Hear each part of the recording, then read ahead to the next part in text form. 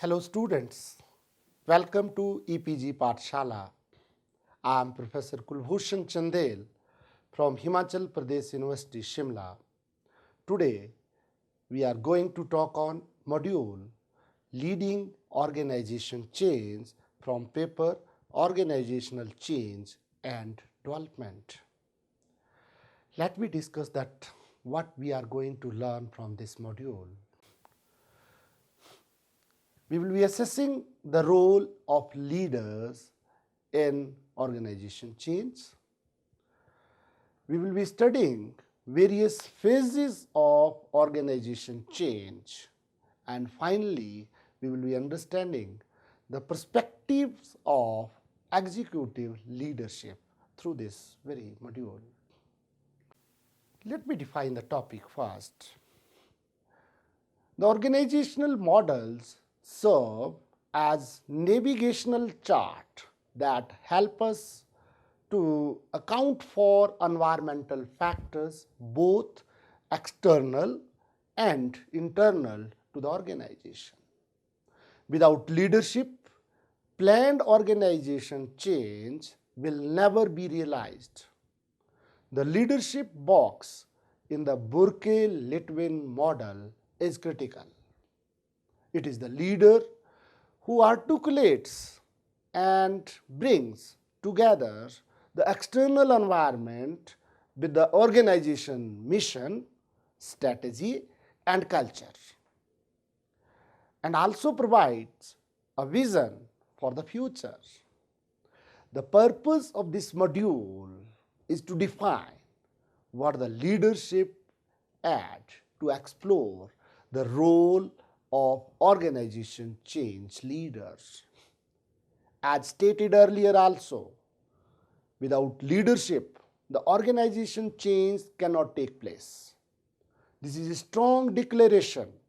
So we will study the leadership in detail. Leadership.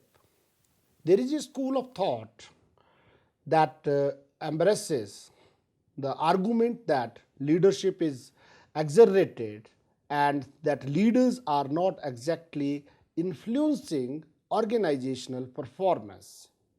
Zuccaro in 2001 stated that organizational performance is strictly a function of environmental characteristics and contingencies.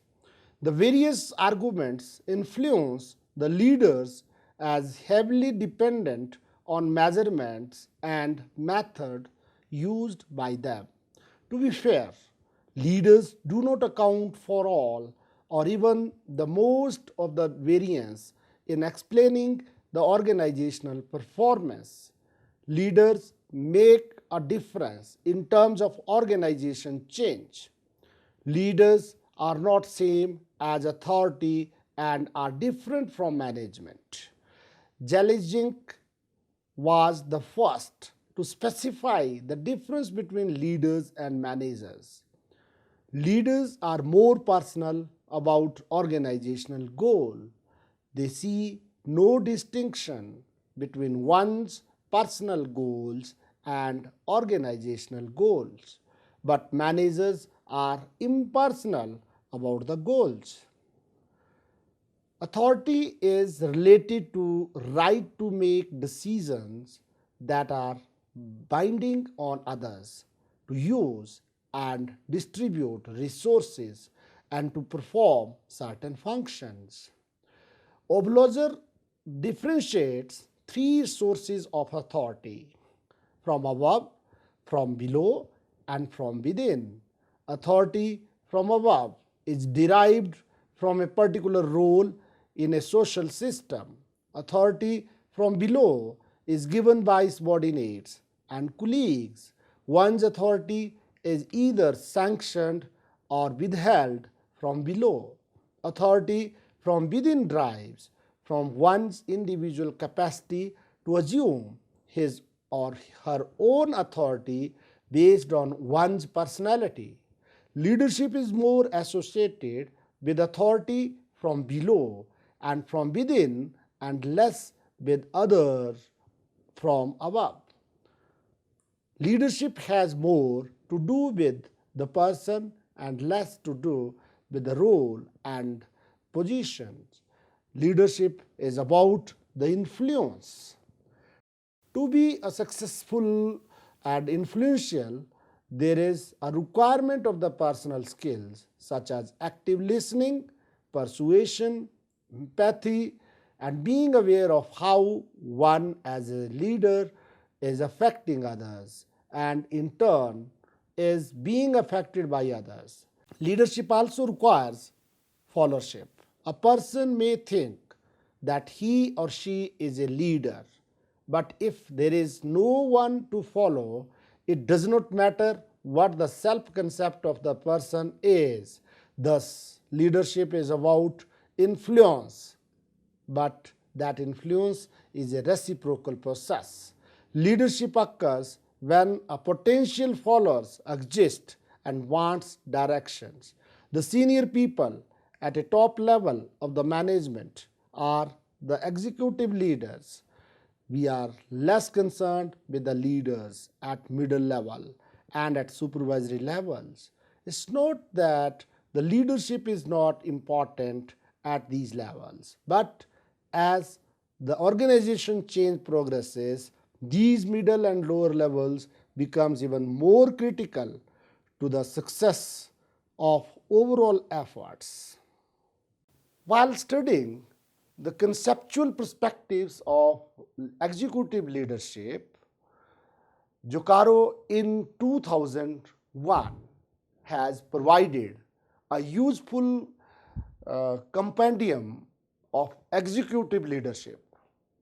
In a thorough review of literature, he has identified the four primary conceptual perspectives of executive leadership.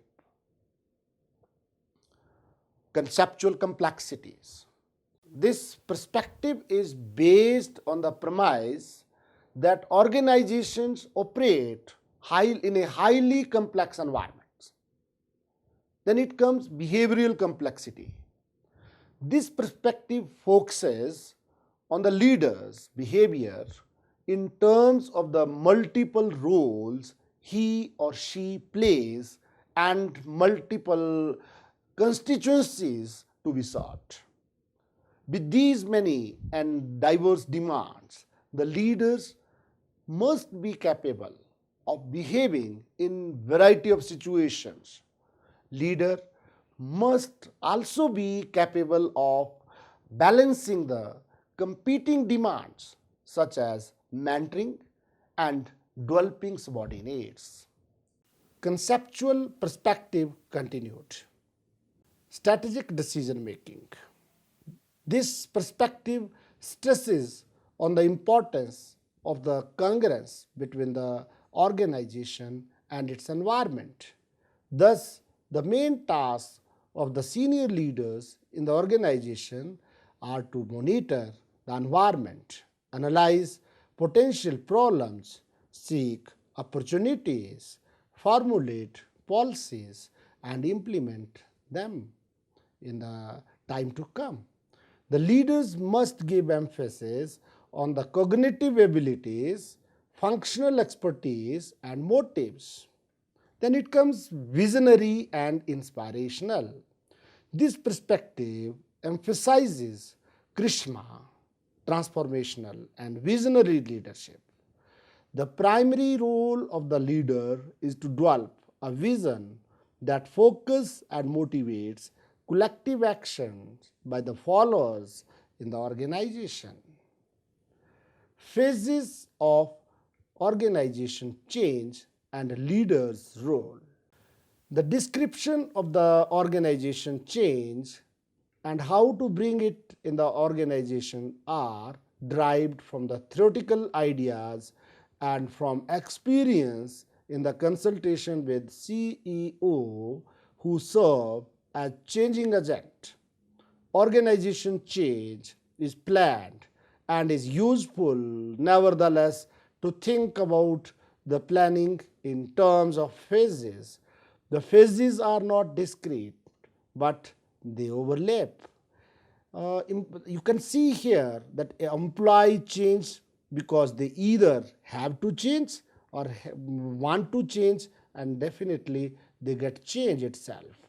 That passion is strongest as a change agent. The main phases of the organization change are pre-launch phase, launch phase, post-launch phase, and then sustaining the change. Let me discuss the pre-launch phase. Leadership self-examination. Leadership is personal. The process concerns the use of self, how to pursue, how to deal with resistance, and how to be political, how to embody the vision where the organization want to be. Thus, it is important for the leader to take some time at the outset to reflect. This reflection can be considered in three categories. One, self-awareness. This is growing evidence that self-awareness is related to performance. That is, high performance leads to have greater overlap between how they see themselves and how others see them. Then motives. Knowing one's motive is of course a part of self-awareness, but for the leadership purpose, the emphasis on which motives are more important. One, for leading change. The institutional managers are the most successful because they encourage loyalty to the institution rather than on themselves. As a result, the successful managers creates a climate with clarity, team spirit, and opportunities for accomplishment. The profile of the desirable institutional managers has three major elements: high need for power, low need for affiliation, and high inhibition.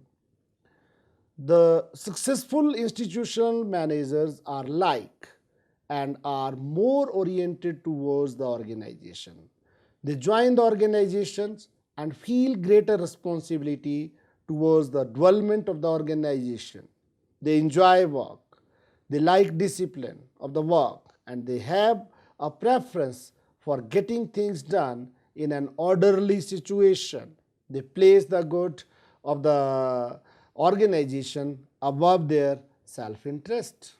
Then it comes values. The alignment of the individual needs and values with the organization's cultures is likely to enhance the motivation, which in turns performance. This alignment is all more important for CEO and other leaders in the organization. If we are attempting to change the organization culture, then it is a matter of modifying the current values of the organization or establishing an entire new set of the values. This is the responsibility of the change leaders. The establishing process may involve many people.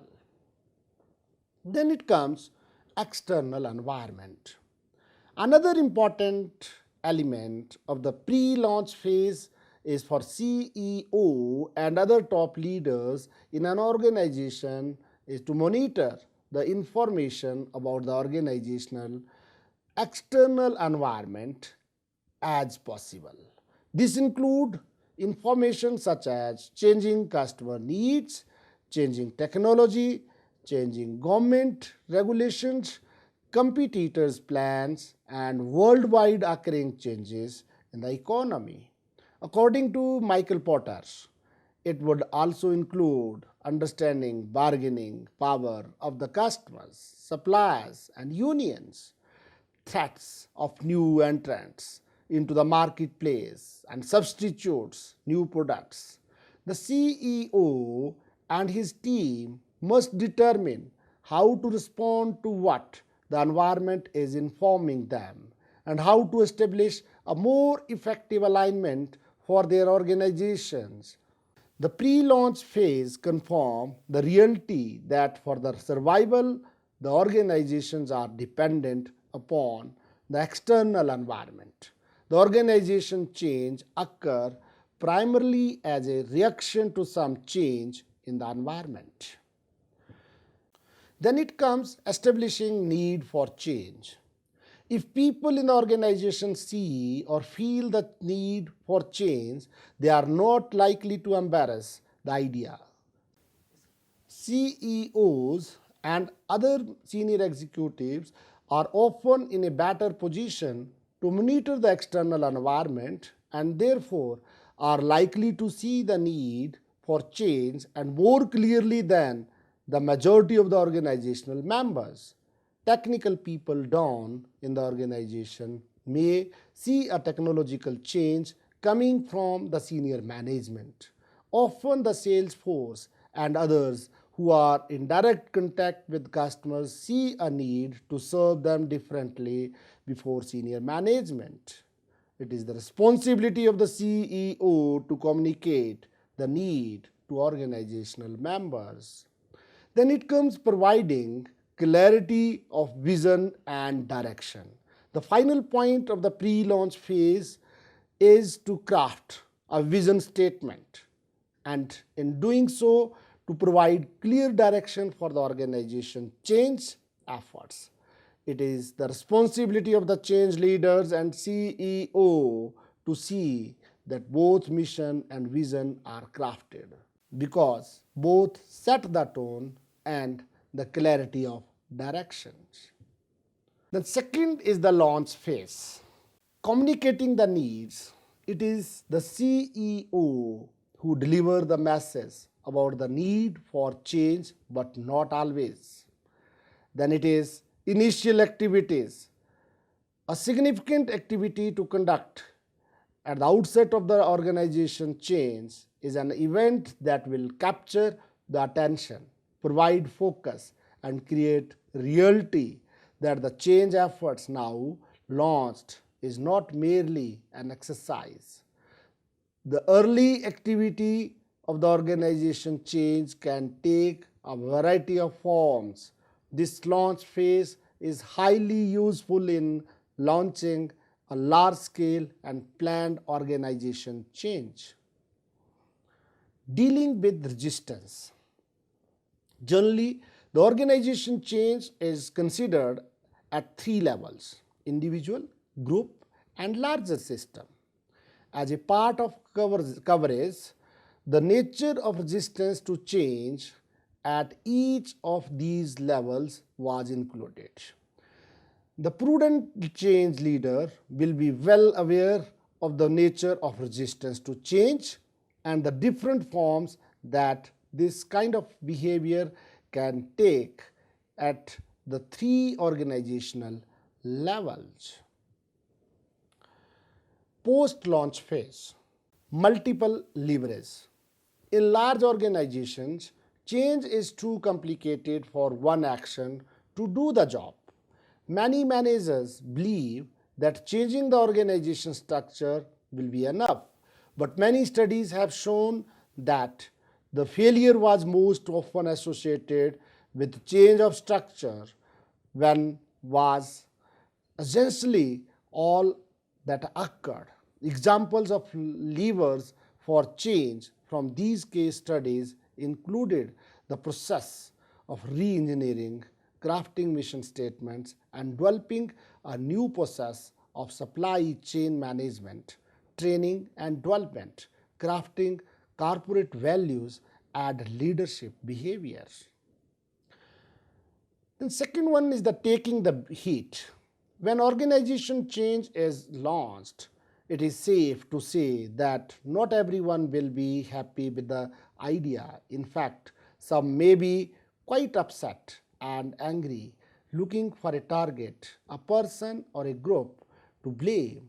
The change leader is the most obvious target. At these times of opposing by the employees, the change leader must use his self-control, and he can muster working hard to listen and not too defensive and to display the patience of his job. Then it is consistency. During the early days of change, the change leader's behavior is scrutinized by followers. Behaviorally, what may be even more important to follower is the extent to which the leader's behavior matches her or his words. This is the essence of consistency in an organization change efforts. Then it is perseverance. Perseverance means staying the course. Many potential leaders hesitate when the going goes tough. For example, for a change leaders, the early days of organization change are easy as compared to the later ones. It is possible that after a year, the change efforts may have bogged down, the excitement is gone, and the fatigue has set in. This is the time for considerable perseverance on the part of the change leaders. A part of leadership in an organization change effort is to stay on course, to continue to encourage people to exude energy and enthusiasm for continuing down the change path and to find ways to continue communicating the message. Then it is repeating the message. The message is the vision and mission. For an effective response towards the organization change, the change leader should incorporate the vision, mission, and values. The change leader shall remind the people again and again. In addition to reminding, it is critical that the change leaders tell the story to followers in person, face to face, instead of informing by a web or a written document. Like for a child learning, the repetition is necessary.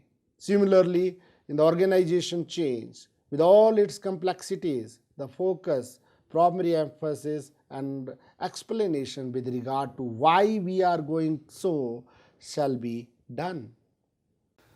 Sustaining the change. Unanticipated consequences. The paradox of planning organization change is a linear and phased way of thinking, yet realizing that the change process itself is not linear.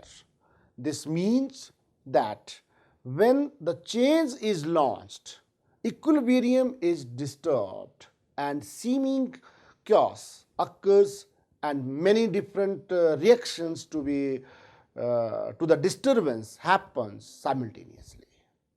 Some examples of this kind of reaction includes that the different organizational units interpret the change vision and direction to fit their needs, and the implementing of their part of change becomes different from all units. The desired and expected outcomes regarding a part of the overall change effort do not occur.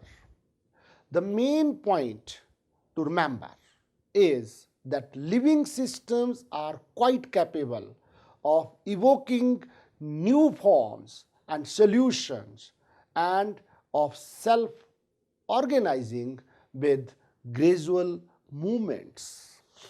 Sustaining the change continued. Next is momentum. Maintaining the change momentum is critical because the natural movement towards equilibrium has to be countered. Finding new ways to recognize and reward change champions in the organization and celebrating achievements clearly helps to maintain momentum. To maintain the momentum, the change leaders must constantly monitor the organization's external environment, being alert to changing forces that require adaptation to ensure survival. Then it is choosing successors. Another form of countering equilibrium is to prevent homogeneity. This principle states that the change leaders would do well to counter equilibrium and sustain the change effort by infusing new blood in the organization. and then it is launching again new initiatives. Finally, it is critical to identify and implement new initiatives that will renew the organizational members' energy, spark new ways of thinking, and continue to propel the organization further down its path to change after some unspecified time into the change efforts. These new initiatives need to be in line with original change objectives, provided the external environment is not signaling to the organization that something more drastic need to happen to ensure survival. Some of the examples of new initiatives in the service of sustaining the overall change efforts can be acquisition of another organization, creating new line of business or new product line, establishing strategic alliances or joint ventures with another organizations, starting a new program that will help to improve quality and reduce costs. The important point is for the change leader to be clear and deliberate about disturbing system with new initiative so that equilibrium does not take over. Incidentally, it is imperative for the change leaders to cause these disturbances even if the organizational members plead for the change to come to some end point or conclusions. Conclusions need to occur only for specific initiatives and not for the overall change process. Let's summarize now what we have learned in this module. To specify what the leaders actually do and what they need to do as change leaders, contrasts and comparisons were made between leadership and management, power and authority. Leadership was considered as terms of transformational and transactional changes. An addition was made in this regard, the point being that the executive was primarily focused. Oblozer differentiates three sources of authority: from above, from below, and from within. Authority from above is derived from a particular role in a social system. Authority from below is given by subordinates and colleagues. One's authority is either sanctioned or withheld from below. Authority from within derives from one's individual capacities to assume his or her own authority based on one's personality. Leadership is more associated with authority from below and from within, and less with authors from above. Leadership was more to do with the person and less to do with the role and position. Leadership is about the influence, and to be successfully influential, there is a requirement of the personal skills such as active listening, persuasions, empathy, and being aware of how one as leader is affecting others and in turn is being affected by others. Leadership also requires followerships. A person may think that he or she is a leader, but if there is a no or one to follow, it does not matter what the self-concept of the person is. Thus, leadership is about influence, but that influence is a reciprocal process.